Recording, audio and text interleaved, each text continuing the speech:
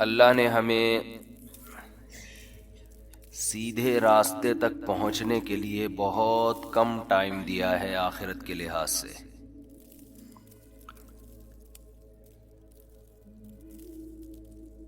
دنیا کے لحاظ سے تو یہ بہت ٹائم ہے. قرآن کہتا ہے کہ جب آخرت میں برے لوگوں سے حساب و کتاب ہوگا تو وہ کہیں گے کہ اے اللہ تو ہمیں ایک بار دنیا میں دوبارہ بھیج دے تاکہ ہم تیرے پیغمبروں پر ایمان لائیں اور ہم تیری فرما برداری کریں. یہ مضمون قرآن مجید میں بہت مقامات پر آیا ہے. مشرک کہے گا واللہ ربنا ما کننا مشرکین، اللہ کی قسم ہم تو شرک کرتے ہی نہیں تھے.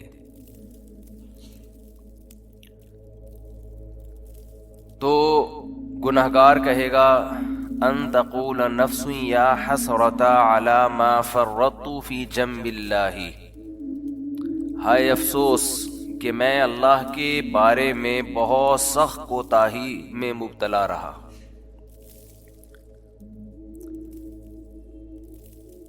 قرآن بیان کرتا ہے نا کہ تمہاری کیفیت کیا ہوگی اس وقت، بلکہ قرآن یہ بیان کرتا ہے جب موت کے وقت تم برزخ کی زندگی اپنی آنکھوں سے دیکھو گے تو اس وقت تمہاری کیا کیفیت ہوگی. دیکھیں، ایک تو مرتا ہوا انسان ہمیں نظر آ رہا ہوتا ہے، لیکن ایک مرتے ہوئے انسان کو بھی کوئی کچھ نظر آ رہا ہوتا ہے جو ہمیں نظر نہیں آتا اور نہ وہ ہمیں بتا سکتا ہے. جیسے جو آدمی بستر پہ لیٹ جائے سونے کے لیے تو ایک پوزیشن تو یہ ہوتی ہے جس میں وہ مکمل جاگ رہا ہوتا ہے، جس میں ہم سے اس کا رابطہ ہوتا ہے. ایک پوزیشن یہ ہوتی ہے جس میں وہ گہری نیند سو رہا ہوتا ہے، اس کا ہم سے رشتہ ڈسکنیکٹ ہو چکا ہوتا ہے، ہم سے کوئی رابطہ اس کا نہیں ہوتا. ہم اسے ہنسنے کی بات کریں ہنسے گا نہیں، رلانے کی بات کریں روئے گا نہیں، کتنی خطرناک خبر دیں اس پر کوئی اثر نہیں ہوگا. لیکن ہمیں یہ لگ رہا ہوتا ہے کہ یہ بے ہوش ہے، مگر وہ ایک الگ دنیا میں گھوم رہا ہوتا ہے. وہ جس دنیا میں گھوم رہا ہوتا ہے اس کے خواب کہا جاتا ہے، عالم خواب. وہ یہ سمجھتا ہے کہ یہ حقیقت ہے اس خواب کو. اچھے خواب بھی ہوتے ہیں، برے خواب بھی ہوتے ہیں. بعض اچھے خواب ایسے ہیں آنکھ کھلتی ہے تو انسان افسوس کرتا ہے یار میں تو سمجھ رہا تھا یہ سچی مچی کا ہو رہا ہے میرے ساتھ. بعض برے خواب ہوتے ہیں انسان کی آنکھ کھلتی ہے شکر ادا کرتا ہے اللہ تیرا شکر ہے کہ یہ خواب تھا، اے اللہ تیرا شکر ہے یہ خواب تھا. لیکن خواب میں اس کو یہ احساس نہیں ہوتا کہ میں خواب دیکھ رہا ہوں. تو ایک کنڈیشن تو یہ ہے جس میں وہ بالکل ہم سے منقطع ہو چکا ہے، ایک کنڈیشن یہ ہے جس میں وہ ہم سے رابطے میں، ایک اس کے درمیان کی کنڈیشن ہوتی ہے جس کو میں پیار سے بٹوین کنڈیشن کہتا ہوں. کہتے نہیں انگلش میں اس کو بٹوین، لیکن درمیان ہے نا. دیسی انگلش ایسے ہی ہوتی ہے، کوئی بھی لفظ ادھار لے کے کہیں بھی لگا دو. تو بالکل درمیانی کنڈیشن کیا ہوتی ہے جس میں وہ آدھا جاگ رہا ہوتا ہے اور آدھا سو رہا ہوتا ہے.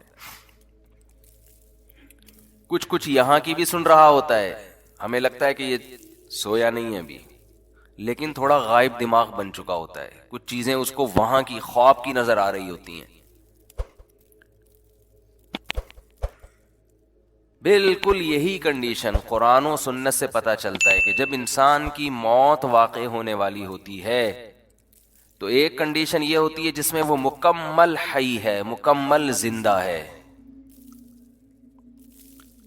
جس میں وہ ہم سے بات چیت کر رہا ہوتا ہے. ایک کنڈیشن یہ ہوتی ہے جس میں وہ مکمل اس کی ڈیتھ ہو چکی ہوتی ہے، اس میں ہمارا اس سے کوئی رابطہ نہیں ہے. اس پہ جو گزر رہی ہے وہ جانے اور اللہ جانے. جیسے حضرت عمر نے فرمایا نا کہ حدیث میں آتا ہے نا کہ جو برا آدمی ہے جب اس کی میت کو قبر کی طرف لے کر جاتے ہیں تو کہتا ہے کہ تم مجھے کہاں لے کے جا رہے ہو، اور اچھے آدمی اچھا کیا کہتا ہے، مجھے جلدی لے کر جاؤ. یہ برزخ کی باتیں ہیں وہ خود دیکھ رہا ہے. لیکن ایک حالت مرنے والے کی ایسی ہے جس میں وہ آدھا عالم برزخ میں اور آدھا عالم دنیا میں. اس کنڈیشن کو سکرات موت کہا جاتا ہے. سمجھ رہے ہیں بات کو؟ کیونکہ یہاں شرعی احکام چینج ہو جاتے ہیں. شریعت میں کچھ احکام ایسے ہیں کہ ابھی اس کا حکم کچھ اور ہے، مرنے کے بعد کچھ اور ہے. تو جب انسان مکمل حیات میں ہو تو اللہ نے اس کے لیے توبہ کا دروازہ کھولا ہوا ہے. چاہے اس کو 100% یقین ہو جائے کہ میں نے کل مرنا ہے یا 1 گھنٹے بعد مرنا ہے، لیکن توبہ کا دروازہ اس کے لیے بولے کھلا ہوا ہے. ایک آدمی نے ساری زندگی گناہوں میں گزاری، کفر میں، الحاد میں، شرک میں، خدا کا انکار کرتا رہا، اللہ کے ساتھ شرک کرتا رہا، شراب پیتا رہا، زنا کرتا رہا، 90 سال گزار دیے اس نے. اب اسے ڈاکٹروں نے بتایا کہ آپ کی ڈیتھ ہونے والی ہے، آپ کینسر کے مریض ہیں، آپ کا زہر یہاں تک پھیل گیا ہے، یا کوئی اور بیماری ہے جس میں زہر پھیلتا ہے، یہاں تک پھیل گیا کہ 24 گھنٹے میں کے اندر اندر آپ کی ڈیتھ ہو جائے گی. یہ بھی اب توبہ کرے گا تو اللہ اس کی توبہ قبول کریں گے، یہ اللہ کا وعدہ ہے. دل سے کرے توبہ، یہ والی توبہ نہ ہو کہ اگر نہیں مرا تو ٹھیک ہے پرانا اسٹائل، مر گئے تو توبہ تو کی بھی ہم نے. وہ بھی پھانسی والا بھی ایسا ہی ہے، 90 سال میں اس کو پھانسی کی سزا سنا دی گئی. یہ پھانسی والی مثال اور آسان ہے. اس کو پھانسی کی سزا سنا دی گئی اور اسے بتایا گیا کہ 6 مہینے بعد آپ کو ہینگ کر دیا جائے گا، لٹکا دیا جائے گا. یہ بھی ظلم ہے انسان پر پھانسی کی سزا دینا. بہت عذاب والی موت ہے جو گلا دبا کے ہوتی ہے. اسلام نے حکم دیا جس کی سزا قتل ہے اس کو تلوار سے سر قلم کیا جائے. اس میں تکلیف کم ہوتی ہے. جب تلوار لگتی ہے نا اس کے یہاں مجرم کے، تو سب سے پہلے اس کا دماغ کا اور باڈی کا کنیکشن ختم ہو جاتا ہے، تو تکلیف کا احساس ختم، لیکن وحشت بہت ہوتی ہے. مقصد تھا شریعت کا کہ لوگ جرم سے باز آ جائیں، تو ایسا طریقہ اسلام نے رکھا ہے کہ دہشت بہت بیٹھ جائے لیکن مجرم کو تکلیف کم سے کم ہو. تو جب سر پہ اس کے مجرم کے تلوار لگتی ہے تو وہ سر کھوپڑی وہاں جا کے گری، تڑپتا بہت ہے، بلیڈنگ ہوتی ہے. اور اسلام میں یہ بھی حکم ہے کہ پھانسی کی سزا بند کمرے میں نہ دی جائے، یعنی قتل کرنے کی سزا، بلکہ یہ کھلے عام چوک میں دی جائے، ساری دنیا اپنی آنکھوں سے دیکھے یہ،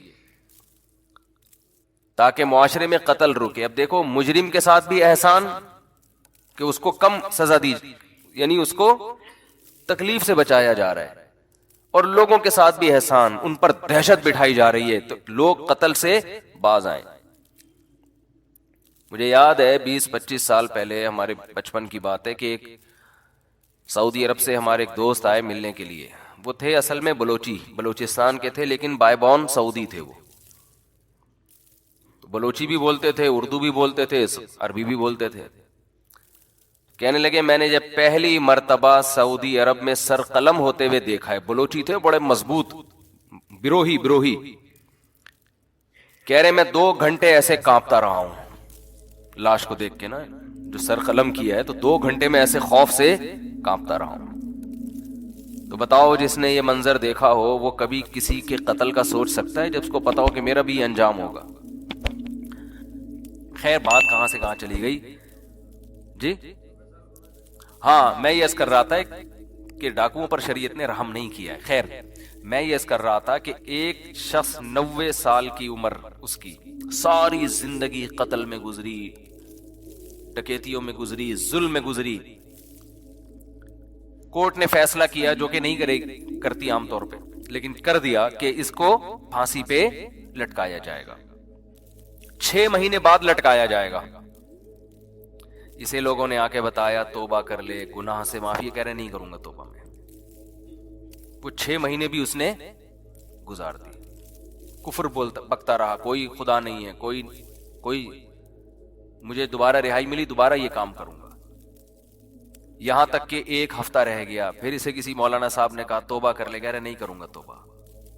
پھر 1 دن رہ گیا, پھر 1 گھنٹہ رہ گیا, پھر آخر کا 1 منٹ رہ گیا. اسے 6 مہینے پہلے بھی یقین تھا کہ مجھے قتل کیا جائے گا, لیکن توبہ نہیں کر رہی ہے. اس چانس پہ کہ شاید رہائی ہو جائے. بعض لوگ زبان کے بڑے پکے ہوتے ہیں, چاہے وہ کافر ہی کیوں نہ ہو. کہتے ہیں جیسے ہم اندر سے ہیں ویسے ہی ہم باہر سے.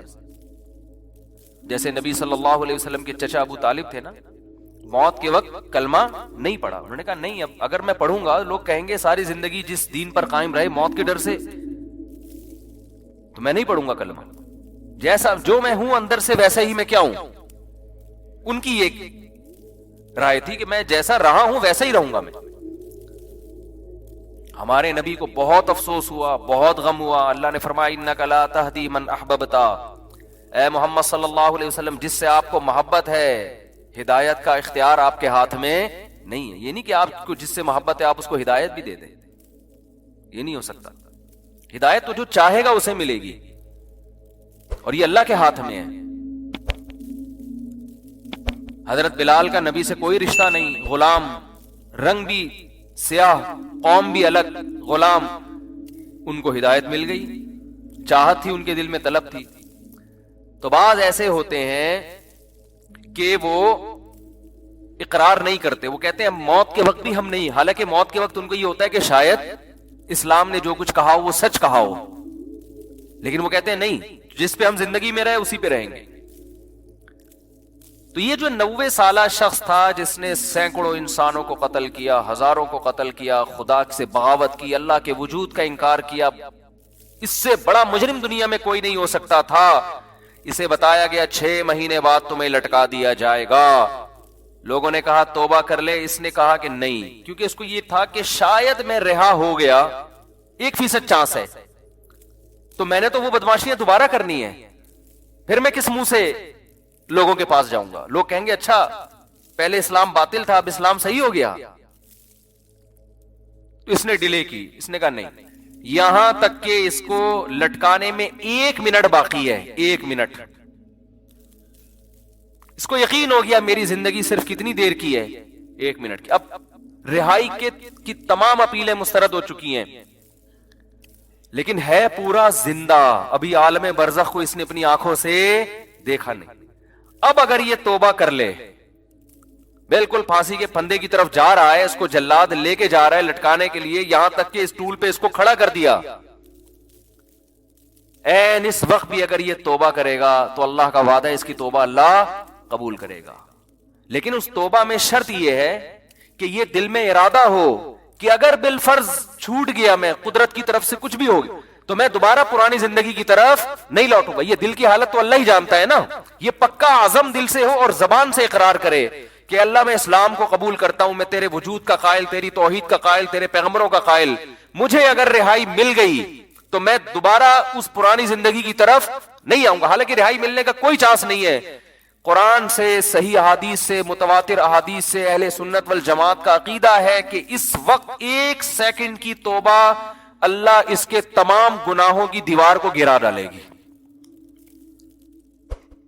وجہ کیا ہے؟ اس نے ابھی تک آخرت دیکھی نہیں ہے. اللہ اس کو بخشنے کا بہانہ کیا تلاش کرے گا؟ ہو سکتا ہے فرشتے اعتراض کریں, اللہ اب تو موت کا یقین ہے اس کو, اس کی توبہ کس بات کی؟ اللہ کہیں گے موت کا تو یقین ہے, لیکن فرشتے اور آخرت اس نے اپنی آنکھوں سے غیب پر ایمان ہے, اور غیب پر ایمان اللہ قبول کرتا ہے. بہت سے لوگ اس کنڈیشن میں بھی توبہ نہیں کرتے, بلکہ زیادہ تر تو نہیں کرتے. بہت مشکل ہے بھائی بات سمجھانا, کیسے سمجھائیں؟ کیا زیادہ تر لوگ اس کنڈیشن میں توبہ کرتے ہیں؟ بولو. نہیں کرتے. جاؤ ہسپتالوں میں کینسر کے مریضوں کو جا کے دیکھ لو, جیسے تھے ویسے کے ویسے ہی ہیں. غیر مسلموں کو دیکھ لو, بسترے مرگ پہ تڑپ رہے ہوتے ہیں. جو بت پرست تھا وہ بت پرستی میں ہی مرتا ہے, پھر بھی نہیں کرتا توبہ. تو یہ بھی بہت 1% خوش قسمت لوگ ہوتے ہیں جو عین اس وقت میں توبہ کر لیں, ورنہ توبہ ہوتی نہیں ہے. اس ٹائم پہ بھی نہیں کرتے لوگ توبہ, دل سیاہ ہو چکے ہوتے ہیں وہ. اب دیکھو آخری 1 منٹ رہ گیا ہے, اگر آج وہ دل سے توبہ کر لے, وہ پھانسی کے پھندے پہ لٹکنے والا 1 سیکنڈ پہلے, یہاں تک کہ اس کے گلے میں پھندا لا کے ڈال دیا گیا, ابھی صرف رسا کھینچنے کی دیر ہے, اس دوران بھی اگر وہ توبہ کرے گا, یہ 1 سیکنڈ اس کی کروڑوں سال کی زندگی کو, فیوچر کو چینج کر دے گا. کیوں؟ ابھی تک اس نے اپنی آنکھوں سے دیکھا نہیں ہے, ابھی تک دیکھا نہیں ہے اس نے اپنی آنکھوں سے, غیب پر ایمان ہے. تو یہ اللہ کا وعدہ ہے, ان اللہ یقبل توبۃ عبدہ ما لم یغرغر. بخاری مسلم کی حدیث, نبی صلی اللہ علیہ وسلم نے فرمایا اللہ اپنے بندے کی توبہ اس وقت تک قبول کرتا ہے جب تک اس کو غرغرہ نہیں آتا. غرغرہ کا مطلب سکرات موت میں مبتلا نہیں ہو جاتا وہ. ہاں, جب اس کو ہینگ کیا گیا اور اس کی روح نکلنا شروع ہوئی, اور پھر اس نے برزخ کی زندگی اپنی آنکھوں سے دیکھ لی, اس نے دیکھ لیا کہ قرآن جو کہتا تھا کہ برے لوگوں کی روح, برے فرشتے سے مراد وہ فرشتے جو اللہ نے سزا دینے کے لیے متعین, فرشتہ تو برا نہیں ہوتا, وہ فرشتے جو خوفناک فرشتے ہیں وہ برے لوگوں کی روح قبض کرتے ہیں. جب یہ فرشتے اپنی آنکھوں سے دیکھ لے گا, اس کے بعد قرآن کہتا ہے کہ اب توبہ تو دور کی بات, زمین اور آسمان کی دولت بھی اگر خرچ کر دے گا, وعدہ کرے گا اللہ مجھے مہلت دے دے, میں پوری زمین آسمان کی دولت خرچ کرنے کے لیے تیار ہوں. اللہ فرماتے ہیں ما تقبل منہم, اللہ کا قانون اٹل ہے, اللہ اس کی ایک آنسو کی پرواہ نہیں کرے گا. پوری دولت دے دے اللہ اس کی پرواہ نہیں کرے گا. آج ملحد لوگ, ایتھیس لوگ کہتے ہیں خدا نظر نہیں آتا, جنت نظر نہیں آتی, جہنم نظر نہیں آتی, دکھاؤ. او بھائی اگر دکھا دی تو پھر آپ میں اور مومن میں فرق ختم ہو جائے گا. دیکھی ہوئی چیزوں پر تو سب ایمان لے کر آتے ہیں, قرآن کہتے ہیں غور و فکر کر کے ایمان لے کر آؤ. آپ کی خواہشات آپ کو صحیح سمت میں غور کرنے نہیں دیتی. ابھی ایک ملحد نے میرے خلاف کلپ بنایا ہے, میں نے مثال دی تھی ایک یونیورسٹی کے پروفیسر کی, جلدی سے بات کو سمیٹتا ہوں, کیا کروں یار. ایک ملحد نے کلپ بنایا, میں نے ایک مثال دی تھی یونیورسٹی کے پروفیسر کی, خوب اچھی طرح کھوپڑی میں بیٹھائیں اس مثال کو. یہ لوگ نا باتوں کو گھماتے بہت ہیں, کبھی سیدھی بات نہیں کرتے. مجھ سے ایک طالب علم ملا, اسٹوڈنٹ ملا یونیورسٹی کا, اس نے کہا ہمارے ایک پروفیسر نے کہا کہ دیکھو گاڑی کے ایکسیلریٹر پہ ہم پاؤں رکھتے ہیں تو گاڑی موو کرتی ہے, بریک پہ پاؤں رکھتے ہیں تو گاڑی رکتی ہے, تو خدا کہاں ہے؟ یعنی ہر کام کرنے سے ہو رہا ہے نا. خدا تو جب ہوتا جب ایکسیلریٹر پہ پاؤں رکھو اور وہ روک دے گاڑی کو, بریک پہ پاؤں رکھو اور وہ چلا دے. تو یہ ہر کام کی ایک لاجک ہے, تو ہر کام کے پیچھے ایک سائنس ہے, ایک لاجک ہے, خدا نہیں ہے معاذ اللہ. میں نے کہا یہ مثال ہی خدا کے وجود کی سب سے بڑی دلیل ہے. گاڑی کے ایکسیلریٹر پہ جب تک پاؤں نہ رکھیں وہ چلے گی خود سے؟ بولو, جب تک کوئی بریک لگانے والا نہ ہو اس وقت تک رکے گی وہ. جو گاڑی ایک حالت سے, ایک کنڈیشن, اپنی ایک کنڈیشن کو چینج نہیں کر سکتی, کسی چینجر کے بغیر, وہ گاڑی وجود میں آ سکتی ہے کسی خالق کے بغیر؟ بولو نا. تو وہ گاڑی یقیناً کسی نے بنائی ہے, تو ایک چھوٹی سی گاڑی خود سے نہیں بن سکتی. آپ کہہ رہے پوری کائنات ایک دھماکے سے خود سے وجود میں آ گئی ہے, اور انسان اور وسیم بھائی اور غفور بھائی, سبکتگین صاحب, اور یہ خواتین اور مرد اور گائے بھینسے اور زمین سورج کے گرد اور جو ہے وہ چاند زمین کے گرد, پورا ایک اتنا بڑا نظام, بارشوں کا نظام, صحراؤں کا نظام, یہ سارا سیٹ اپ ایک بے جان تصویر خود سے وجود میں نہیں آ سکتی کروڑوں سال میں. اور ایک چلتی پھرتی تصویر جو دیکھتی ہو, ناک سے سونگتی ہو, کانوں سے سنتی ہو. کوئی کہے نا کہ یہ آنکھ ناک کان تصویر پینٹنگ کر کے خود وجود میں آ گئی ہے, کوئی مان لے گا؟ کھربوں سال میں بھی نہیں ہو سکتا. لیکن ایک ایسی آنکھ وجود میں آ گئی جس میں دیکھنے کی صلاحیت, ایک ایسی ناک وجود میں آ گئی جس میں سونگنے کی صلاحیت. یہ اور میرا اعتراض تھا, اس ملحد نے اس اعتراض کا جواب نہیں دیا. اس نے جواب کیا دیا ہے؟ اس نے کہا گاڑی کی مثال یہاں فٹ نہیں آتی, کیونکہ گاڑی بنی ہوئی چیز ہے, اس میں ایوولوشن نہیں ہوتا, اور اس کائنات ایوالو ہو کے یہاں تک پہنچی ہے. نہیں آئی بات سمجھ میں؟ کہہ رہے گاڑی جو ہے نا وہ ایوالو تھوڑی ہوئی ہے یہاں تک. گاڑی تو کسی نے بنائی ہے, تو گاڑی پہ فٹ نہیں ہو سکتا. سوال تربوز کے متعلق تھا, جواب میں کیا پیش کیا جا رہا ہے؟ خربوزہ. آپ سے سوال پوچھا امتحان میں, محمد بن قاسم نے ہندوستان پہ 17 کیا کیے؟ آپ نے کہا محمد بن قاسم ناشتے میں پراٹھا کھاتا تھا. اگلا بولے گا بھائی تم سے پوچھا کیا جا رہا ہے؟ وہ سوری محمود غزنوی نے, محمد بن قاسم نے نہیں. وہ صبح ناشتے میں کیا کھاتا تھا؟ تو یہ جواب تھوڑی ہوگا. سوال دوبارہ دہرا دیتا ہوں میں, ایک معمولی سی چیز ایوولوشن کے ذریعے کار کی شکل اختیار نہیں کر سکتی. اتنی مینجمنٹ کہ ایکسیلیٹر کی جگہ ایکسیلیٹر ہو, بریک کی جگہ بریک ہو, اسٹیئرنگ کی جگہ ایسی بہترین مینجمنٹ. تو یہ ایوولوشن کوئی ایسی عجیب چیز ہے جس نے خود سے, یعنی نیچر ہے نا, نیچر اتنی ذہین, اتنی فتین, اتنی زبردست چیز ہے کہ خربوزے کے بیج میں اس نے ایسے سافٹ ویئر انسٹال کر دیے کہ جب زمین میں ڈالو تو پہلے پودا اگے گا, پھر پھول اگیں گے کیڑے مکوڑوں کو مائل کرنے کے لیے, پھر نر مادہ کا ملاپ ہوگا, پھر جب نر مادہ کا ملاپ ہوگا اس میں کچا پھل پیدا ہوگا, وہ پھل بڑا ہو کر دوبارہ خربوزہ بن جائے گا. ہر خربوزے میں دوبارہ ایسے سینکڑوں بیج ہوں گے جن کو ڈالو گے تو پھر یہی پروسیس ہوگا. ہزاروں سال سے یہ پروسیس ہو رہا ہے, اور یہ فطرت نے خود اپنے آپ کو مینج کر لیا. خدا کی قسم دنیا میں اس سے بڑا بیوقوف اور جھوٹا اور کذاب اور دجال کوئی نہیں ہوگا جو یہ دعویٰ کرے. آپ انسان کو مانتے ہو ایوولوشن ہو رہا ہے, ارتقاء, اردو میں ارتقاء کہتے ہیں اس کو. یہ کیا ارتقاء ہے یار؟ کہ دیکھو ارتقاء, بندر کروڑوں سال ترقی کرتے کرتے انسان تک پہنچ جاتا نا, یہ ہوتا نا ارتقاء. یہاں کیا ہو رہا ہے؟ 9 مہینے میں کیا ارتقاء ہو رہا ہے؟ ایک پانی کا قطرہ ماں کے رحم میں جاتا ہے بھائی, اور 9 مہینے میں ماں روٹی کھا رہی ہے, 9 مہینے کے اندر اس میں آنکھ, ناک, کان, دل, دماغ, جگر, گردے, پھیپڑے, ہر چیز بن کے اپنی جگہ فٹ ہو کے, اور ایسی مینجمنٹ ہے خاندانی. ادھر بچہ ماں کے پیٹ سے باہر آیا, فوراً ماں کی چھاتیوں میں دودھ پیدا ہوا, پانی میل کا ہے اور بچہ فیمیل کے بطن سے پیدا ہو رہا ہے, ان دونوں کے ملاپ سے. اور ان دونوں کا ملاپ بچہ پیدا کرنے کے لیے نہیں تھا, اپنی خواہش پوری کرنے کے لیے, سیکس کے لیے تھا. اس سیکس کے نتیجے میں انسان وجود میں آ رہا ہے. ان دونوں میں بھی آپس میں کوئی ربط نہیں ہے. جانور جب میل فیمیل آپس میں ملتے ہیں ان کے دماغ میں بھی نہیں ہوتا کہ ہم نے نسل بڑھانی ہے, وہ اپنی خواہش پوری کرنے کے لیے ملتے ہیں. لیکن فطرت نے ایسی زبردست مینجمنٹ کی ہوئی ہے, ان کی خواہش پوری کرنے کے جذبے کو ان کی بریڈنگ کا ذریعہ بنا دیا. یہ بھائی ایسی مینجمنٹ اللہ کی قسم کروڑوں اربوں کھربوں سال میں بھی آٹومیٹیکلی خود بخود نہیں ہو سکتی. وہ سیکس کے لیے جا رہا ہے اس کے پاس, اس کے دماغ میں نہیں ہے کہ اولاد پیدا ہوگی. اس کا آپس میں کوئی ربط نہیں ہے نا. انسان کا اور سیکس پورا کرنا تو ایک ہوس سمجھا جاتا ہے, ایک ہوس سمجھا جاتا ہے. میل فیمیل کی طرف مائل ہوتا ہے اولاد پیدا کرنے کے لیے نہیں. لیکن قدرت نے چونکہ نسل بڑھانی ہے تو قدرت نے کہا یہ نسل ان کے کنٹرول میں نہ رکھو, ان کے اندر ایسی خواہش پیدا کر دو میل فیمیل کے اندر, یہ اپنی خواہش کے لیے ملاپ کرے. اور فطرت اس ملاپ سے ایک نیا کام لے رہی ہے, انسانوں کی نسل بڑھانا, جانوروں کی نسل بڑھانا.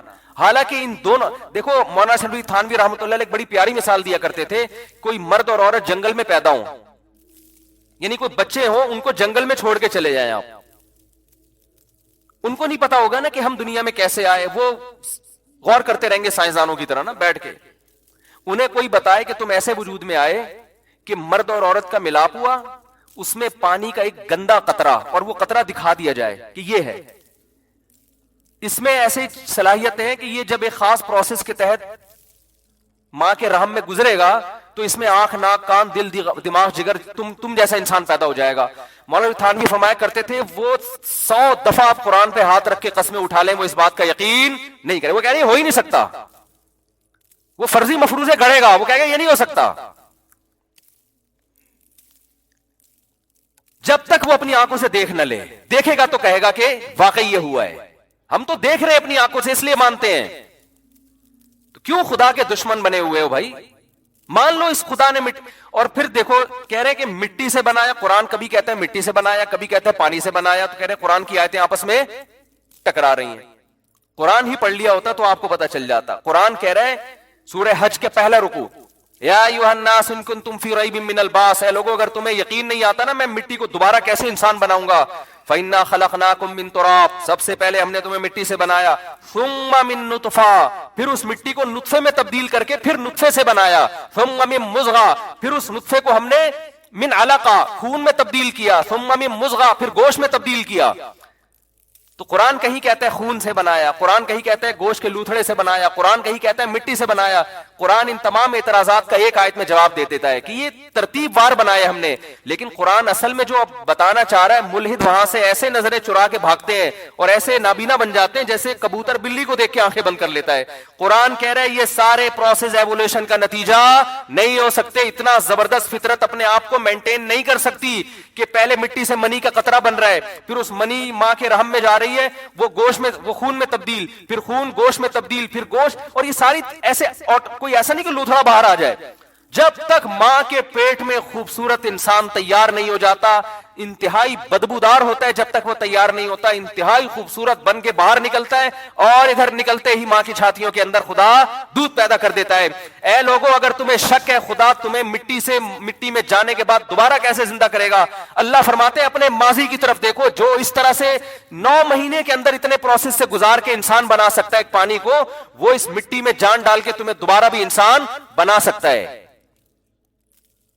تو سوال میرا کیا تھا اور جواب گھما دی. اور نیچے لوگوں کے کمنٹس ہیں، ہاتھ تان کے رکھو ان مولویوں کو، کھینچ کے رکھو، اس طرح کی نا کمنٹس ہوتے ہیں لوگوں کہ یہ لوگوں کو مذہب کے نام پہ الو بنا رہے ہیں.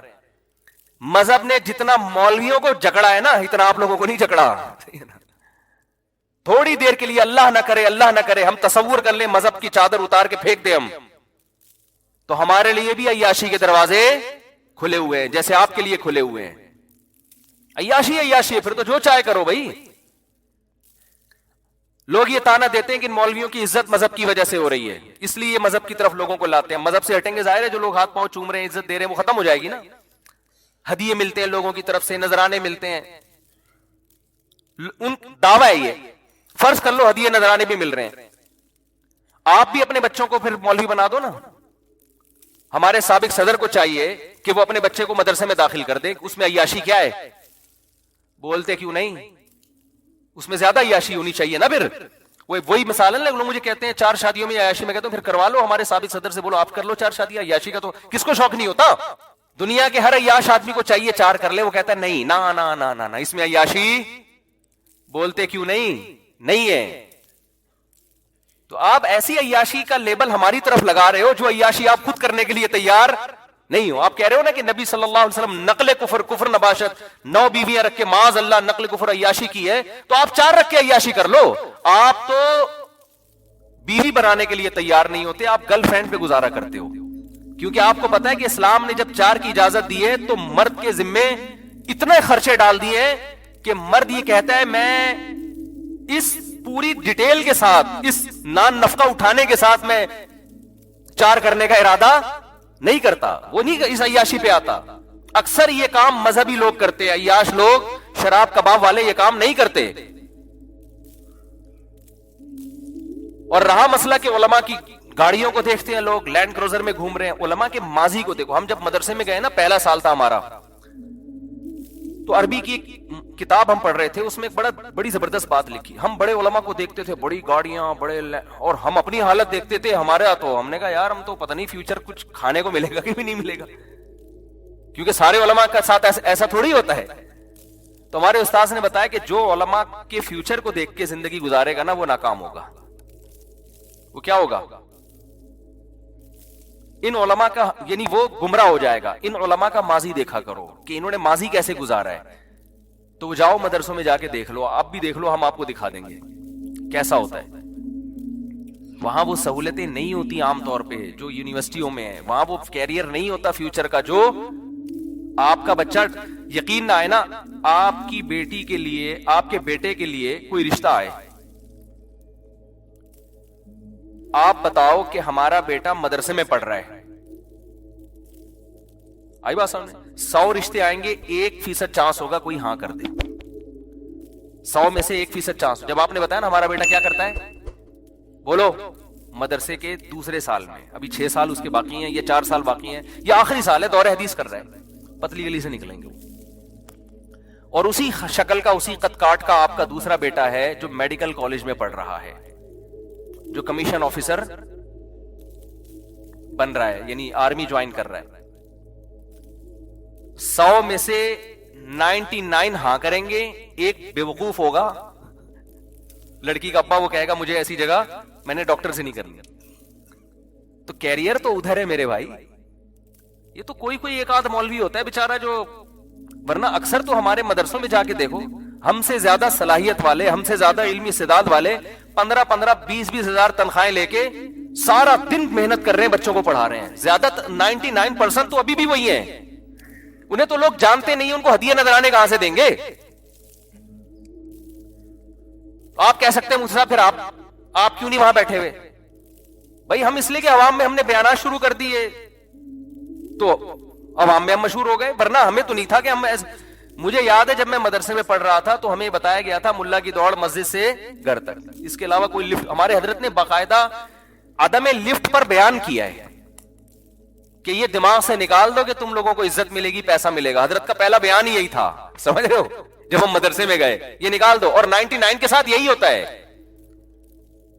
شاید اللہ تعالیٰ نے یہ دیکھا ہوگا کہ یہ کشتیاں جلا کے آئے. ہم تو مدرسے میں جب گئے تو ہمیں تو نہیں پتا تھا ہمارا فیوچر کیا ہوگا. ہم نے کہا یار علم حاصل کرتے ہیں, تبلیغ میں وقت لگائیں گے, دین کا کوشش کریں گے لوگوں کو دین پہ لانے کی. پیسے مل گئے ٹھیک ہے, نہیں ملے تو بھی ٹھیک ہے.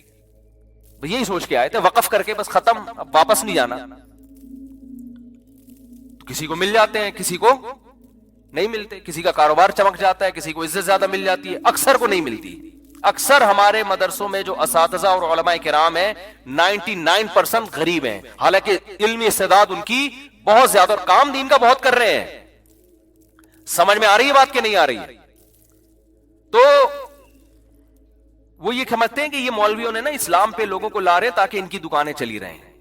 تو مولوی کو میرے بھائی آپ کی دکان سے کوئی واسطہ نہیں ہے. وہ پہلے بیچارہ آتا ہے کشتیاں جلا کے آتا ہے کہ اللہ کھلائے گا اللہ پہ. ہمارے حضرت کا پہلا بیان تھا ملا کا رزق.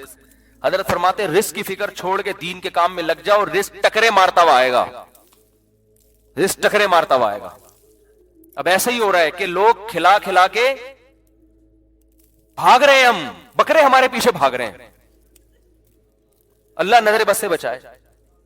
اب ہم آگے آگے بھاگ رہے ہوتے ہیں, دمبے ہمارے پیچھے, کھا لے. نہیں کھاؤں گا یار, مروں گا یار, اور بھی دنیا میں کام ہے, اور بھی دنیا میں غم ہے. ابھی ہم تھر گئے, اللہ وہاں کے جو ہمارے میزبان تھے اللہ جزائے خیر دے, ہم جب وہاں پہنچے تو انہوں نے دسترخوان لگایا. میرے ساتھ جو ساتھی گیا تھا اس نے کہا تھر بیان میں آئے گا. میں نے کہا آج تھر کا کوئی تعلق نہیں آج کے ٹاپک سے, لیکن آ گیا نا بیان میں. میں تھر سے آیا ہوں نا, کل ریگستان نہیں ہے تھر, وہاں گیا تو ہمارے ایک دوست نے کہا مفتی صاحب جمعے کے بیان میں دیکھنا تھر پہ رپورٹ آئے گی. میں نے کہا نہیں آئے گی, میرا ٹاپک ہی جمعے کا یہ نہیں ہے. اب آ گئی, واقعی اس کو صحیح کہا. تو ہم وہاں بیٹھے ہو دسترخوان پہ, مولویوں کو دیکھو اللہ کیسے رزق کھلاتا, بٹیر ماشاءاللہ, اور اللہ بھلا کرے ہرن, اور یاد ہی نہیں آ رہی چیزیں. دیکھو وہ کہیں گے یار دیکھو کھا کے کیسے بھولے, خرگوش, ٹھیک ہے نا, تیتر, بٹیر نہیں تھا تیتر تھا, مور. ایسا نہ وہ والے پہنچ جائیں گورنمنٹ کے لوگ, تیرے وہ سارا کام ان کا لیگل ہوتا ہے, لیگل کوئی کام نہیں کرتے, لائسنس ہے ان لوگوں کے پاس. تو ایسی چیزوں کے گوشت جو کبھی خواب میں دیکھے بھی نہیں, کھا نہیں سکتا انسان. ایک چیز کھائے گا بھائی, تو پھر کہنے حضرت یہ بھی تھوڑا. میں نے کہا یار انسان ہے, ہم خود ہرن تھوڑی ہیں پورا جنگل کھا جائیں. تو عرض یہ کرنا ہے کہ آپ علماء کے نا فیوچر کو دیکھ کے لوگ بہت متاثر ہوتے ہیں. تو ایسا نہیں ہے ان کی بڑی, میں اپنے بارے میں نہیں کہہ رہا, لیکن علماء کی مدرسوں میں بڑی قربانیاں ہوتی ہیں, خاص طور پہ شہری لوگوں کی. جس ہم نے جو کالج میں ماحول گزارا نا, جب ہم مدرسے آئے ہیں تو ایسا لگتا تھا کہ جیل کی کوٹری.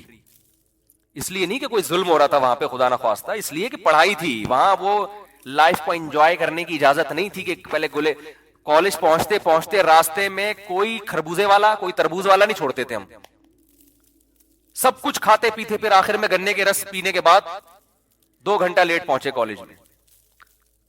پھر وہاں جناب ہو رہا ہے, پھر جس دن موڈ ہوا کہ یار آج مزہ نہیں آ رہا کلاس میں, نکلو یار, تو نکل گئے جوڑیا بازار تقریب میں, ایس ایم سائنس کالج کی جوڑیا بازار نکل لیا. سارے ہی ایسے کر رہے ہوتے ہیں, کوئی ہم اکیلے نہیں ہیں. جس دن موڈ اچھا ہے پڑھ لیا بیٹھ کے, موڈ اچھا نہیں ہے تو پھر میں تو کم از کم نقل نہیں کرتا تھا, ورنہ ہمارے جتنے ماشاءاللہ اسٹوڈنٹ تھے طبیعت سے پھرے لے کے جاتے تھے ایگزامینیشن ہال میں, ان کو پڑھنے کی ضرورت ہی نہیں ہے. ایک لڑکا کل مجھے ملا, فیل ہو گیا. میں نے کہا فیل ہونے کا آپ کے پاس آپشن ہی نہیں تھا, آپ نے انٹر کیا, آپ تو پھرے لے کر, پوری کلاس پھرے لے کر جا رہی ہے. کہہ رہے یار میری پینٹ میں کوئی جگہ ایسی نہیں تھی جہاں میں نے پھرے, سمجھتے ہیں نا, رکھے ہوں گے آپ لوگوں نے بھی. کہہ رہے کوئی پینٹ میں جگہ ایسی نہیں, کوئی قمیض ایسی نہیں, کوئی کرتا. کراچی کی ماشاءاللہ حکومتی سطح پہ یہ کام ہو رہا ہے الحمدللہ. ایگزامینیشن ہال میں کراچی میں جو طالب علم کتاب لے کے پڑھ رہا ہے, دنیا میں اس سے بڑا بیوقوف کوئی پیدا ہی نہیں ہوا آج تک. بس دیکھ کے کتاب سمجھ میں آنی چاہیے. اب کراچی والوں نے یہ کیا کہ دیکھ کے بھی اتنی صلاحیت ختم ہو گئی ہے کہ پھرا رکھ کے بھی سمجھ میں نہیں آ رہا ہوتا. حقیقت وہ لڑکا جو کل مجھے ملا ہے نا, آپ بھی تھے نا ساتھ میں نے کہا تم فیل کیسے ہو گئے؟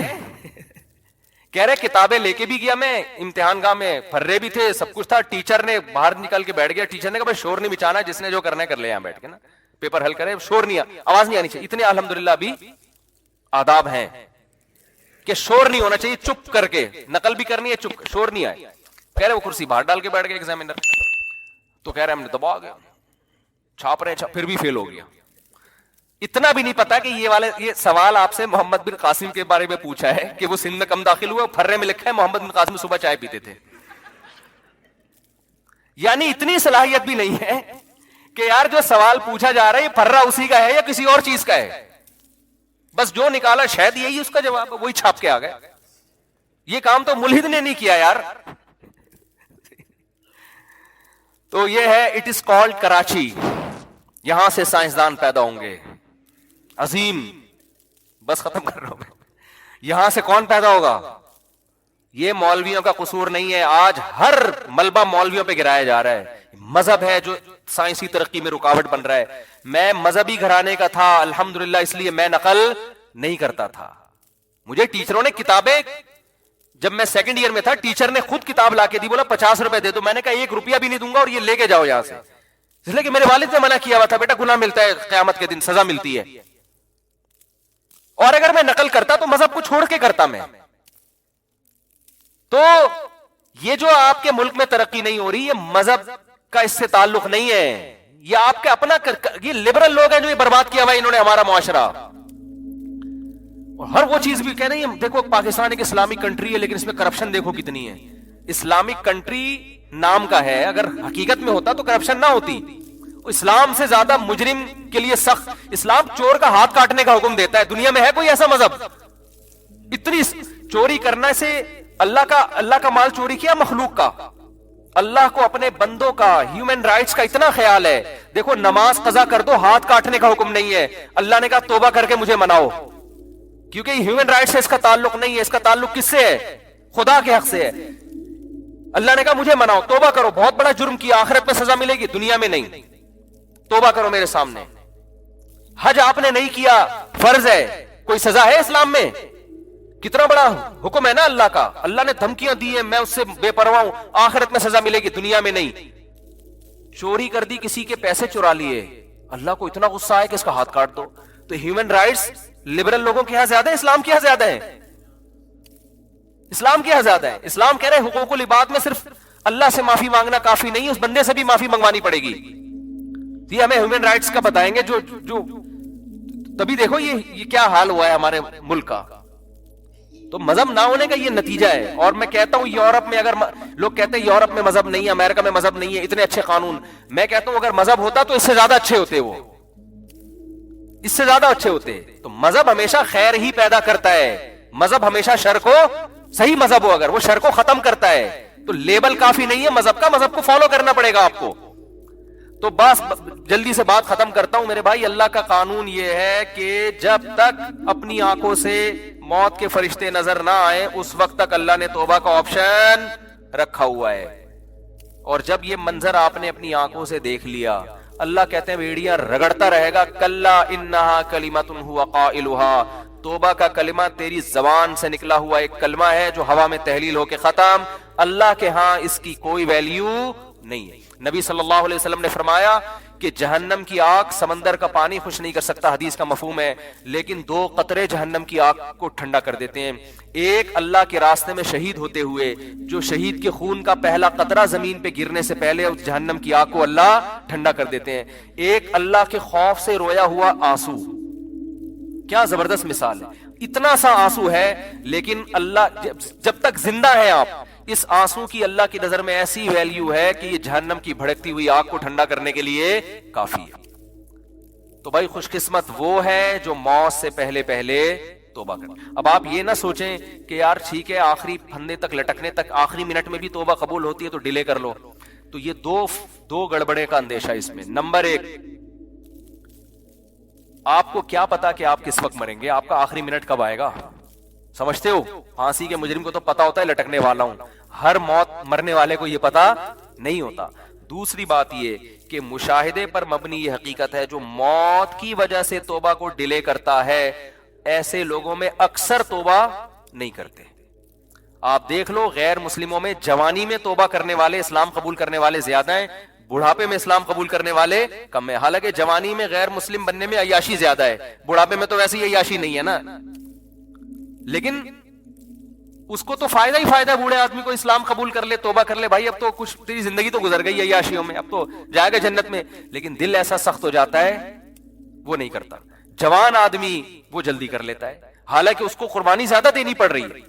آپ دیکھ لو دنیا میں توبہ کرنے والے جوان آپ کو زیادہ ملیں گے، بوڑھے ہیں لیکن کم ہیں۔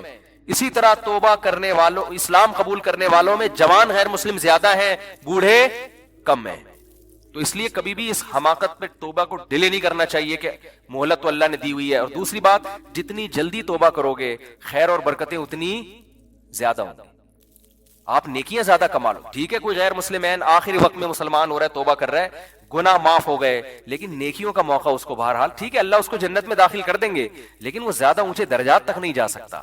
وجہ اس کی یہ کہ اس کے اعمال میں وہ اتنی خیریں ہیں نہیں کہ جو شخص زندگی بھر اپنے اعمال میں خیر ڈالتا رہا، تو آج آپ توبہ کریں گے، آپ کے پاس پوری زندگی یہ خیر پھیلانے کے لیے، اپنے اعمال میں نیکیاں جمع کرنے کے لیے ڈیلے کریں گے تو آپ کے پاس نیکیاں کمانے کا ٹائم کم رہے گا۔ اللہ تعالیٰ سے دعا ہے اللہ تعالیٰ ہمیں جلد سے جلد سچی توبہ کی توفیق عطا فرمائے۔ مفتی صاحب دین میں صرف باتیں ہوتی ہیں، اللہ تعالیٰ دعا قبول کرتے ہیں، تم ایک قدم بڑھاؤ وہ 2 قدم بڑھاتے ہیں، لیکن جب میں ان باتوں پر عمل کرتا ہوں تو کوئی نتیجہ نہیں ملا، اس لیے میں نے دین پہ چلنا چھوڑ دیا 3 سال پہلے۔ استغفر اللہ، پریکٹیکل کچھ نہیں ہے، صرف باتیں ہوتی ہیں دین میں۔ ہاں حالانکہ میں تو دین پر چلنا چاہتا ہوں اور سچی توبہ بھی کی ایک بار پر کچھ حاصل نہیں ہوا۔ یہ کہتے ہیں میں دعا مانگتا ہوں قبول نہیں ہوتی، دین میں باتیں اللہ میاں نے یہ باتیں کی نہیں ہیں کہ تم دعا مانگو گے تو میں اس طرح سے قبول کروں گا کہ جو تم کہہ رہے ہو تمہیں مل جائے، یہ باتیں اللہ نے کی ہوتی، پھر آپ کہتے ہیں اللہ میاں صرف باتیں کر رہے ہیں۔ اللہ میاں نے کہا میں دعا قبول کرتا ہوں، قبول کیسے کرتا ہوں یہ بھی تو اللہ میاں نے کہا نا، پورے قرآن میں واقعات بتا دیے کہ کیسے قبول کرتا ہوں۔ یعقوب علیہ السلام نے دعا مانگی نہیں ہوگی میرا بچہ واپس مل جائے، تو کیا مل گیا ان کو؟ نہیں ملا۔ یوسف علیہ السلام پریشانیوں میں آئے، برائی سے بچے، زنا کی ان کو دعوت دی گئی، بچے، تو بچنے کے نتیجے میں اور پریشانیوں میں چلے گئے، جیل میں چلے گئے، ساری زندگی ان کی کہاں گزری؟ جیل میں گزری۔ تو قبول ہونے کا یہ مطلب ہی نہیں ہے جو آپ سمجھ رہے ہیں۔ اگر دعائیں ایسے قبول ہوتی تو سارے کافر ہر وقت اللہ سے دعائیں مانگ رہے ہوتے بیٹھ کے، وہ کہتے ہیں یار ہمیں ضرورت ہی نہیں کچھ کرنے کی، ادھر دعا مانگو ادھر قبول ہو جاتی ہے۔ تو یہ ہے، یہ کہ جب دیکھو ایک بات خوب اچھی طرح ذہن میں رکھو، کچھ چیزیں ایسی ہوتی ہیں جو دلائل سے ان کا حقیقت ہونا ثابت ہو جاتا ہے۔ جب ایک چیز کا دلیل سے برحق ہونا ثابت ہو جائے تو پھر اس پہ اٹھنے والے ہر قسم کے اشکالات کا جواب ضروری نہیں ہے۔ مثال کے طور پر آپ کو دلائل سے کسی نے ثابت کر دیا کہ ماں باپ یہ آپ کے ابا ہیں، یہ آپ کی امی ہیں، اور یہ بھی ثابت کر دیا کہ ابا اماں خیر خواہ ہی ہوتے ہیں، یہ جب ثابت ہو جائے نا تو پھر ابا اماں اگر آپ کو کوئی کڑوی چیز بھی کھلا رہے ہیں تو پھر ابا اماں کو یہ ثابت کرنے کی ضرورت نہیں ہے کہ بیٹا اس میں تمہارا فائدہ ہے، کیونکہ پھر وہ دلیل دیں گے اس میں تمہارا فائدہ ہے، آپ کہو گے پھر یہ کڑوی کیوں مجھے کھلا رہے ہو، میٹھی کیوں نہیں کھلا رہے مجھے، اور کڑوی کھا رہا ہوں تو مجھے موشن بھی لگ رہے ہیں اس سے۔ تو ابا اماں کے پاس اتنا ٹائم نہیں ہوتا، وہ کہیں گے جب ایک دفعہ مان لیا نا کہ ہم تمہارے خیر خواہ ہیں تو ہم کوئی خراب چیز تمہیں نہیں کھلائیں گے۔ ڈاکٹر پر جب آپ نے ایک دفعہ اعتماد کر لیا، پتہ چل گیا کہ یہ ہے ڈاکٹر، تو سوئی لگائے، وہ آپریشن کرے، حتیٰ کہ وہ آپ کی ٹانگ بھی کاٹ کے باہر پھینک دے، تو یہ قصائی پہ تو اعتراض ہوگا کہ کہ یار تو کہہ رہا تھا میں تیرا خیر خواہ ہوں, تو نے میری ٹانگ کاٹ دی, لیکن ڈاکٹر اگر وہ صحیح ڈاکٹر ہے, دلائل سے ثابت ہو جائے, تو پھر اس پہ اعتراض نہیں ہوگا. اس کی مثال ایسے ہے جیسے ہم سے غیر مسلم لوگ اعتراض کرتے ہیں کہ اسلام میں اسلام کے یہ حکم غلط ہے, یہ حکم غلط ہے, یہ حکم غلط ہے. ہم ان سے کہتے ہیں فرض کر لو اس سے اسلام کا غلط ہونا ثابت ہو گیا, تو پھر ہم کیا کریں, اسلام چھوڑ دیں؟ پھر ہم جس چیز کی طرف جائیں گے وہ تو اسلام سے بھی زیادہ, اگر فرض کر لو اسلام کو غلط مان لیتے ہیں تو وہ جس چیز کی طرف ہم جائیں گے وہ تو اسلام سے بھی زیادہ غلط ہے. یعنی ایک آدمی کہہ رہا ہے کہ تمہارے ابا تمہارے خیر خواہ نہیں ہے تمہارے, تو آپ کیا کہیں گے, ٹھیک ہے میں ابا کو چھوڑ دوں, تو تجھے اپنا ابا بنا لوں, پھر میں تو میرا کچھ لگتا ہی نہیں ہے. ایک دفعہ کچھ کیا ہوا, عیسائیوں کی طرف سے یا کسی اور مذہب کی طرف سے کچھ اشکالات آئے, انہوں نے کہا اسلام پہ ان کو کچھ اشکالات ہیں. میں نے کہا میں ان اشکالات کا جواب دوں گا, لیکن ایک مثال ہے کہ اگر آپ کو وہ جواب نہیں ملتا تو کیا میں عیسائی ہو جاؤں؟ کیا عیسائیت پر اشکالات نہیں ہے کیا؟ تو یہ دنیا میں ہو نہیں سکتا کہ ہر چیز 100% ہر چیز آپ کی سمجھ میں آ جائے. جب کچھ بیسک چیزیں جب سمجھ میں آ جاتی ہیں تو پھر آگے ہتھیار ڈالنے پڑتے ہیں آپ کو کہ بھئی آگے وہ سمجھ میں آئے نہ آئے, آپ نے یہ ماننا پڑتا ہے کہ جو چیز سمجھ میں آ جائے ٹھیک ہے, نہیں آئے تو بھئی میرا علم کیا ہے, ناقص ہے. پہلی بات یہ کہ یہ جو انہوں نے لکھا کہ اللہ تعالیٰ نے اسلام نے کچھ باتیں کی ہیں, دعائیں قبول ہوتی ہیں, قدم بڑھاؤ اللہ تمہارا ساتھ دیں گے, اللہ تمہیں جو ہے نا تم 2 قدم بڑھاؤ گے اللہ 4 قدم بڑھائے گا, تو اگر اس سے غلط ہونا ثابت ہو گیا تو یہ کیا مطلب, اللہ ہے نہیں کیا, یہ کائنات خود بخود بنی ہے, یہ ثابت ہونا چاہتا ہے اس سے. دوسرا اللہ ہے تو کیا مطلب وہ جھوٹ بولتا ہے معاذ اللہ, اس نے یہ غلط باتیں کی ہوئی ہیں. ظاہر ہے یہ بھی نہیں ہو سکتا, اللہ کیوں غلط باتیں کرے گا. یا اسلام کا غلط ہونا ثابت ہو جائے گا تو پھر کون صحیح ہے, کیا ایتھیسٹ لوگ صحیح ہیں جو جن کے پاس کوئی صحیح اور غلط کا کرائٹیریا ہی نہیں ہے, معیار ہی نہیں ہے ان کے پاس, تو پھر تو یہ انسان اور گدھے گھوڑوں میں کوئی فرق رہے گا نہیں, پھر تو یہ کائنات یہی آئے گا جو ایتھیسٹ کہتے ہیں خود بخود بنی ہے. تو وہ آپ یعنی ایک اشکال سے نکل کے بھاگیں گے اور اس کے بڑے اشکالات کے جال میں آپ پھنس جائیں گے. تبھی یہ جو ایتھیسٹ لوگ ہیں نا جو کہتے ہیں کہ ان کی سمجھ میں یہ نہیں آتا کہ یہ کائنات تو خود سے بن نہیں سکتی تو اللہ خود سے کیسے بن گیا, یہ بڑا اشکال دہرایا جاتا ہے. ہم ان سے کہتے ہیں کہ آپ کو یہ سمجھ میں نہیں آ رہا کہ اللہ ہمیشہ سے کیسے ہے, اور اس کی بیس پہ آپ اللہ کا انکار کر کے اس کائنات کو ہمیشہ سے مان رہے ہو, یہ سمجھ میں آ رہا ہے آپ کے کہ یہ ہمیشہ سے ہے, حالانکہ یہ زیادہ بڑا اعتراض ہے. یہ تو مادی چیز ہے, اس میں تو چینجر کے بغیر چینجنگ نہیں ہو سکتی, تو کریٹر کے بغیر یہ کریٹ کیسے ہو گئی. تو جب بھی کوئی اسلام پہ اعتراض کر رہا ہوتا ہے نا, ایک اعتراض کر کے وہ اس سے بڑے اعتراض کے جال میں پھنس رہا ہوتا ہے, تو آپ کو اپنی عقل کے گھوڑے وہاں روکنے پڑتے ہیں. آپ کہتے ہو یار کچھ چیزیں ایسی ہیں جو جہاں عقل ہماری رسائی کرتی ہے, اور کچھ چیزیں ایسی ہیں وہاں ہمیں ہتھیار ڈالنے پڑتے ہیں. تو یہ نہیں ہو سکتا کہ کائنات خود سے بنی ہے, یہ بھی نہیں ہو سکتا کہ جس نے بنایا ہے اس نے انسانوں کو آزاد چھوڑ دیا ہو, کوئی ہدایت نہ دی ہو, اور یہ بھی نہیں ہو سکتا کہ وہ ہدایت اسلام کے علاوہ کوئی اور ہو, کیونکہ وہ قانون ہمیں ہدایت اسلام میں ہی ملتی ہیں, اس کے علاوہ کہیں اور نہیں ملتی. اب اگر اسلام ایک بات کہہ رہا ہے تو اس کا ظاہر آپ کی سمجھ میں نہیں آ رہا, تو بھائی پھر آپ دوسری آیتیں اور دوسری احادیث اور قرآن کی دوسری آیتیں ملا کے دیکھو گے تو آپ کو اس کا مطلب سمجھ میں آئے گا. اللہ نے یہ باتیں کی ہی نہیں ہے, جو کہہ رہے ہیں نا اسلام تو باتیں کرتا ہے, عملی طور پر تو کچھ نظر نہیں آتا. یہ بہت سے لوگوں کو اشکال ہوتا ہے, کتنی زیادہ تر عاشقوں کے ساتھ ایسا ہوتا ہے. ایک عاشقہ تھی, ڈاکٹر پہ عاشق ہو گئی تھی, یہ 10 سال پرانی بات ہے, اب سمجھ میں نہیں آئے گا کس کی بات ہو رہی ہے. اس نے مجھے بتایا میں اللہ سے دعائیں مانگ مانگ کے تھک گئی, وہ ہاؤس جاب میں اس کے ساتھ جاب کرتا تھا نا, وہ لڑکا بھی ڈاکٹر بنا تھا, یہ بھی ڈاکٹر بننی تھی. مجھے اس سے عشق ہو گیا, میں دعائیں مانگ مانگ کے تھک گئی, اللہ دے ہی نہیں رہا. تو کہاں ہیں وہ دعائیں, کہاں ہیں وہ سب چیزیں جو اللہ نے وعدے کی ہیں, تو کچھ بھی نہیں ہے, ایسی باتیں ہیں. کچھ لوگ کیا کرتے ہیں, ہمارے محلے میں ایک صاحب بیمار ہو گئے تو ان کو کسی نے بتایا کہ یہ وظیفہ پڑھو, قرآن کی یہ آیتیں پڑھو, ٹھیک ہو جائیں گے تمہارے ابا. وہ سارا دن پڑھتے تھے, آیت کریمہ بھی پڑھی, وہ پھر ابا کا پھر بھی انتقال ہو گیا. اور انتقال بھی ایسے ہوا کہ ڈاکٹروں نے کہا تھا کہ احتیاطاً آپریشن کروا لیں آپ, ویسے وہ ٹھیک ٹھاک تھے, احتیاطاً آپریشن کے چکر میں گئے اور نکلے ہی نہیں آپریشن تھیٹر سے ہی, ان کی ڈیڈ باڈی ہے. اچھے بھلے ہنستے کھیلتے گئے تھے, وہ آپریشن ہی ناکام ہو گیا. تو انہوں نے کہا ہم نے تو اتنے وظیفے پڑھے. تو بھائی اللہ میاں نے اگر یہ کہا ہوتا نا کہ میں دعا اس طرح سے قبول کروں گا کہ جس کو ٹھیک ہونے کی دعا مانگو گے ٹھیک ہو جاؤ گا, تو پھر لوگ مرتے کیا؟ پھر تو انسان کی عمریں سب کی 90 سال لازمی عمر ہوتی, کیونکہ کون بوڑھا نہیں ہے جس کے لیے, کون بیمار نہیں ہے جس کے لیے پیچھے دعائیں نہیں مانگی جاتی. دعا کا مطلب ہمیں یہ بتایا گیا ہے کہ تم نے اپنا کیس فائل کر دیا اللہ کے دفتر میں, اپنی ذمہ داری تمہاری ہو گئی ہے پوری. بڑا آفیسر بیٹھا ہوتا ہے نا, تو آپ جاتے ہیں اس سے کوئی ریکویسٹ کرتے ہیں, کہتے ہیں بھائی یہ پروسیس ہے, اس کو فالو کرو اور اپنی فائل یہاں ویزے کے لیے آپ نے اپلائی کر دیا نا, ٹھیک ہے, آپ کی ذمہ داری کیا ہو گئی, پوری ہوگی. آپ کو انٹرویو کے لیے بلایا جائے گا, ہم نے ویزا دینا ہوگا دیں گے, نہیں دینا ہوگا نہیں دیں گے. تو ہم نے اپنی ذمہ داری پوری کر لی ہے. باقی اللہ کا کام ہے, وہ اس طرح سے دعا قبول کرتا ہے یا اس طرح سے دعا قبول نہیں کرتا. لیکن اس نے کہا میں قبول کرتا ہوں, کیا مطلب؟ پھر اس نے قبول کرنے کا مطلب ہمیں بتایا. بعض دفعہ میں وہی چیز تمہیں پکڑا دوں گا جو تم چاہ رہے ہو, بعض دفعہ اس کا کوئی آلٹرنیٹ میں تمہیں دے دوں گا, بعض دفعہ کوئی مصیبت آنے والی ہوگی وہ مصیبت میں تم سے ٹال دوں گا. کچھ بھی نہیں, آخری درجہ حدیث میں آتا ہے اس کے بدلے میں اجر دے دوں گا جو آخرت میں ملے گا تمہیں. اب جس کو آخرت پر ایمان ہوگا وہ مان لے گا, جس کو نہیں ہوگا تو اللہ کہتے ہیں جاؤ نہ مانو. پھر تو بدماشی تھوڑی اللہ کے سامنے کسی کی. کوئی کہتا ہے یار آخرت میں کیوں, مجھے دنیا میں چاہیے. اللہ کہتے ہیں تم آخرت کو نہیں مانتے تو جاؤ تم. تو یہ اللہ میں باتیں یہ والی کی ہیں جو میں آپ کو بتا رہا ہوں. ان باتوں میں اللہ پورا نہ اتر رہا ہو تو پھر آپ بات کرو. اور یہ بھی آپ کی بات ہے کہ آپ کو پوری ہوتے ہوئے نظر نہیں آ رہی. ہم نے اپنی زندگی میں اپنی دعاؤں کو پورا ہوتا ہوا, میرے کتنے مسائل حل ہوئے ہیں الحمدللہ. آج تک جتنے مسائل میں نے اپنے آپ کو ڈالا ہوا ہے آپ سوچ سکتے ہو جتنی ذمہ داریوں میں ڈالا ہوا ہے نا ہم نے اپنے آپ کو. ہمارے تو سارے مسائل بھائی دعاؤں سے ہی حل ہو رہے ہیں. سارے مسئلے اللہ کا شکر ہے ہمارے دعاؤں سے حل ہو رہے ہیں. بلکہ مجھے تو ڈر لگتا ہے کہ اللہ ہم سے کہے گا تمہارا عمل تو کچھ بھی نہیں ہے, سارے مسئلے ہم نے تمہارے کیا کر دیے, حل کر دیے.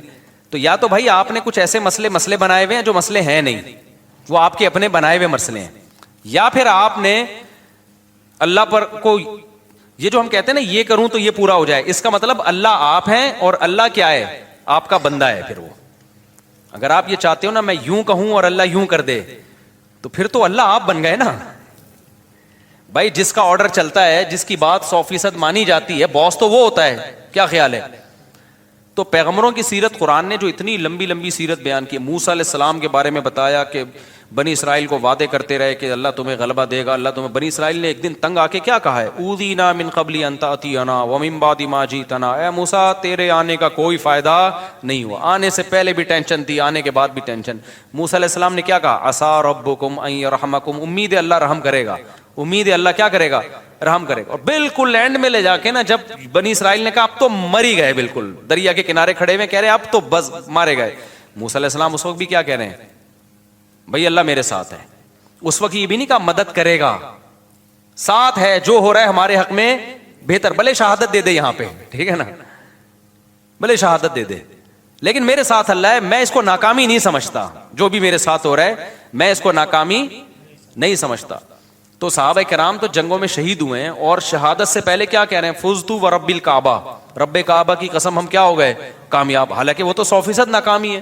جو آدمی موت کے منہ میں جا رہا ہے اس کے تو سارے پروگرام ہی ضائع ہو گئے نا, اس کے تو سارے ویژن کی ایسی کی تیسی ہو گئی. لیکن وہ مرتے ہوئے کیا کہہ رہے ہیں کہ ہم کامیاب ہو گئے. وجہ کیا ہے کہ بھائی جو اللہ اب ہمارے ساتھ کر رہا ہے ہمیں یقین ہے کہ وہ ہمارے حق میں بہتر ہی ہو رہا ہے, ہمارے حق میں برا نہیں ہو رہا. تو آپ کو اپنے آپ کو اللہ کا بندہ بنا کے زندگی گزارنی ہے. جس طرح سے ابھی آپ چاہتے پوری کرنا چاہ رہے ہیں نا, اس کے لیے اللہ نے جنت رکھی ہے, وہاں بٹن دباتے ہی سب کچھ ہو جائے گا, صحیح ہے نا. وہاں دعا کا ظاہر قبول ہوگا. وَلَكُمْ فِيهَا مَا تَشْتَهِي أَنفُسُكُمْ, اللہ نے جو باتیں کی ہیں نا, کہہ رہے ہیں اللہ جو باتیں کرتے ہیں وہ ہوتی تو نظر نہیں آ رہی. اللہ نے جنت کے بارے میں یہ باتیں کی ہیں, وَلَكُمْ فِيهَا مَا تَشْتَهِي أَنفُسُكُمْ, جو چاہو گے وہ تمہیں ملے گا. دنیا کے بارے میں اللہ نے یہ کہا نہیں ہے, جو اللہ نے باتیں کی ہیں دنیا کے بارے میں وہ سورہ بنی اسرائیل میں ہے. اللہ تعالیٰ فرماتے ہیں کہ من کان یرید العاجلۃ عجلنا لہ فیہا ما نشاء لمن نرید. یہ اللہ کے الفاظ ہیں سورہ بنی. یہ باتیں کی اللہ نے کہ جو دنیا میں نعمتیں چاہتا ہے نا, مجھے یہاں میری شادی ہو جائے, یہ والی جاب مجھے مل جائے, یہ کام میرا ہو جائے, یہ فلانا کام میرا ہو جائے, یہ ساری جو چاہتے ہیں یہ دنیا کی چاہتے ہیں نا, اللہ کہتے ہیں کہ جو شخص من کان یرید العاجلۃ, جو دنیا کی زندگی چاہتا ہے, عجلنا لہ فیہا ما نشاء, تو ہم اس کو اتنا دیں گے جتنا ہم چاہیں گے. اس کے مطالبے پر نہیں دیں گے ہم اس کو کہ جتنا یہ مانگ رہا ہے یا جتنا یہ اسٹرگل کر رہا ہے نہ. بہت سو کی اسٹرگل کی ایسی تیسی ہو جائے گی. بہت سو آپ نے دیکھا ہوگا نا 7 کامیاب لوگوں کی 7 عادتیں, وہ جو کتابوں میں لکھا ہوتا ہے, تو وہ 7 سے 14 عادتیں ہوتی ہیں بعض لوگوں میں, پھر بھی ناکام ہو جاتے ہیں. انہوں نے صرف کامیاب لوگوں کی کتابوں میں لکھا ہوا ہوتا ہے کہ جو دنیا کے بڑے بڑے کامیاب لوگ ہیں ان میں یہ خصلتیں پائی جاتی تھیں. آپ نے کیا کیا, وہ خصلتیں اپنے اندر پیدا کر لیں, پھر بھی ناکام ہی ہو گئے آپ. تو اس پہ بھی کتابیں آنی چاہیے کہ 7 کامیاب لوگوں کی علامتیں جو 25 ناکام لوگوں میں پائی گئی ہیں. صحیح ہے نا؟ تو اللہ میاں نے جو باتیں کی ہیں, جو یہ کہہ رہے ہیں اللہ میاں صرف باتیں ہی کرتے ہیں, پورے تو ہو نہیں رہے, تو اللہ میاں نے جو باتیں کی ہیں دنیا کے بارے میں, جو اللہ میاں نے باتیں کی ہیں, من کانا یرید العاجلۃ, اللہ کہتے ہیں جو دنیا کی نعمتیں چاہے گا, عجلنا لہو فیہا ما نشاء, ہم اس کو دنیا میں دے دیں گے جتنا ہم چاہیں گے, جتنا یہ مانگ رہا ہے, جتنا یہ چاہ رہا ہے. اگر ایسا ہوتا تو زرداری 5 سال کے لیے صدر بنتا, پھر اگلے 5 سال کے لیے پھر دوبارہ زرداری صاحب نے بن جانا تھا, اگلے سال کے لیے بھی سارے ہی بن رہے ہوتے صدر, اور سسٹم نہ چلتا جو ابھی ہماری کنٹری میں کیا چل رہا ہے, سسٹم چل رہا ہے. دوسرا اللہ فرماتے ہیں لمن نریدو, فرمائے یہ تھوڑا بھی اس کو ملے گا جس کو ہم چاہیں گے, جتنا ہم چاہیں گے, جس کو ہم چاہیں گے. یہ ہے یہاں پہ دنیا کی بات. آخرت کی اللہ فرماتے ہیں ومن اراد الآخرۃ وسعى لها سعيها وهو مؤمن فاولئک کان سعیهم مشکورا, جو آخرت چاہے گا اور اس کی قواعد پورے کرے گا, ان کو ان کی محنت سے یقینی بھی ملے گا اور زیادہ بھی ملے گا. اب ان کا اگلا اشکال سوال دین کے بارے میں کہ میں تو توبہ کرتا ہوں تو توبہ پہ بھی قائم نہیں رہتا, تو اللہ تو وہاں بھی مدد.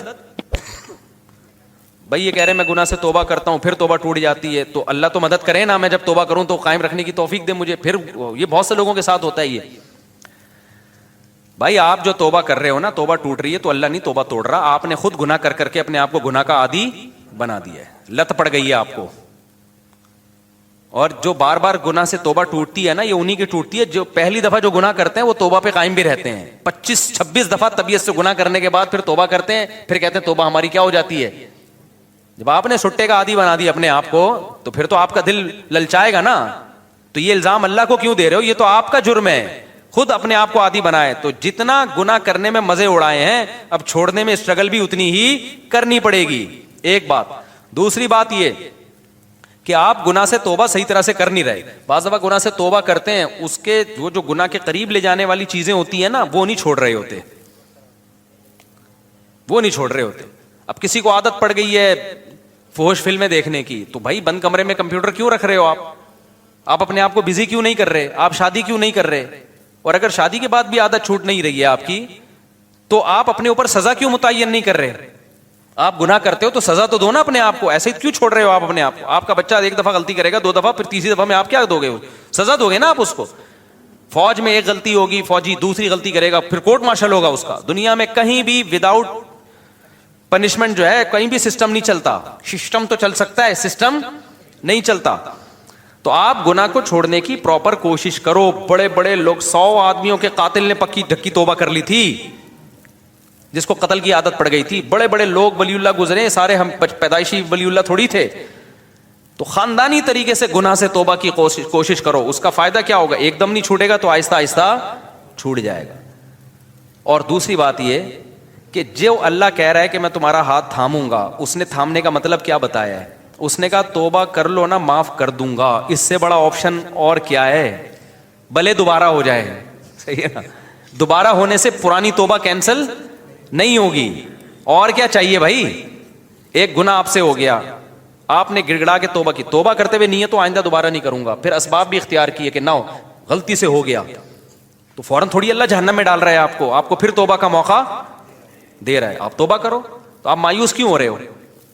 ہمارے ایک دوست تھا, بہت گناہوں میں ملوث ہو گیا تھا, تو میں نے اس کو کہا توبہ کرو. ایک بزرگ کے پاس لے گیا, اس نے توبہ کی, دوبارہ اس سے غلطی ہو گئی. مجھے کہتا ہے یار پھر توبہ کی, پھر میں لے گیا, میں نے کہا بیٹھا کر یہاں اللہ والوں کے پاس, پھر وہ پھر دوستوں میں بیٹھنا, پھر توبہ غلطی ہوگی, پھر میں لے گیا, ایک بزرگ تھے ان کے پاس لے گیا, یار ادھر بیٹھا کر اللہ اللہ کچھ سنا کر.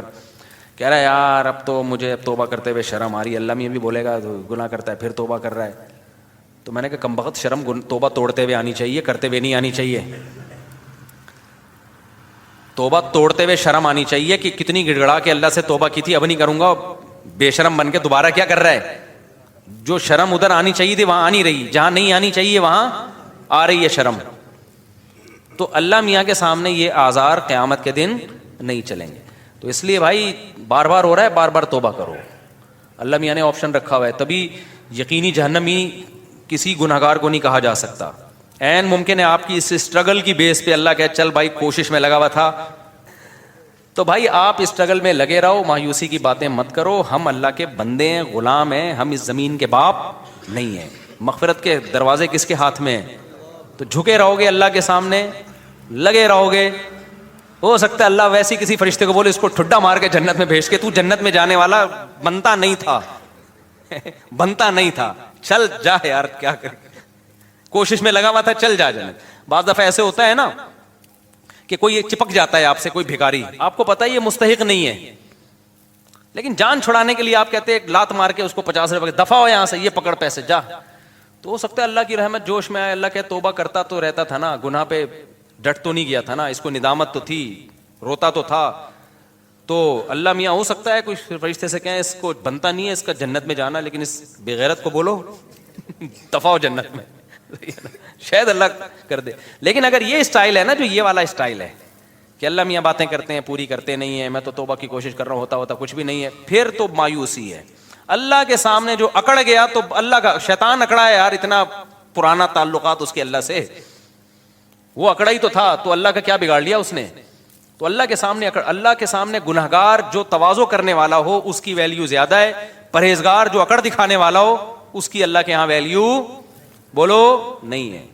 تو کبریائی صرف اللہ کے لیے، تو اللہ کا کچھ نہیں بگاڑو گے ایسے اشکالات کر کے۔ ایک دفعہ حکیم الامہ مولانا تھانوی رحمۃ اللہ کے پاس ایک پروفیسر آیا، کہتے ہیں مجھے اسلام پہ کچھ اشکالات ہیں، انہوں نے جواب دیے، اس کے اشکال دور ہو گئے، پھر آیا یار مجھے کچھ مزید اشکالات بھی ہیں، انہوں نے وہ بھی جواب دے دیے، پھر آیا اس کو پھر پتہ چل گیا کہ اس کو اشکالات کی بیماری ہے، اس کو اشکالات نہیں ہے، اس کو ویسی کوئی مسئلہ ہے، تو پھر اس نے آیا کہنے لگا اصل میں یہ ایکچولی اشکال ہے، مولانا تھانوی رحمہ اللہ نے پھر اس کو سمجھایا، پھر 4-5 دفعہ آئے، انہوں نے بولا تیرے جیسے لوگوں کی اسلام کو بالکل ضرورت تھی، تو مرتد ہو جا، دفع ہو جائے یہاں سے، وہ ٹھیک ہو گیا، اس نے کہا میرے سارے اشکالات دور ہو گئے، کیونکہ اس کے دماغ میں یہ بیٹھ گئی تھی، یہ بات تکبر آ گیا تھا کہ گویا اسلام کو میری ضرورت ہے، اور گویا جو ہے نا یہ علماء بیٹھ کے مجھے ہی سمجھاتے رہے بیٹھ کے، اور ایکچولی یہ اور بھی یہ اشکال، یہ جب اس کو اس کی اوقات دکھا دی نا کہ جہاں اتنے لوگ جہنم میں جائیں گے 2-4 اور چلے جائیں تو اس سے ہماری صحت پہ کوئی فرق نہیں پڑے گا، جہاں اللہ اتنے لوگوں کو اٹھا کے جہنم کی آگ میں پھینکے گا تو بھی چلا جائے گا، تو کوئی تیرے اشکالات کی حل ہونے کی ضرورت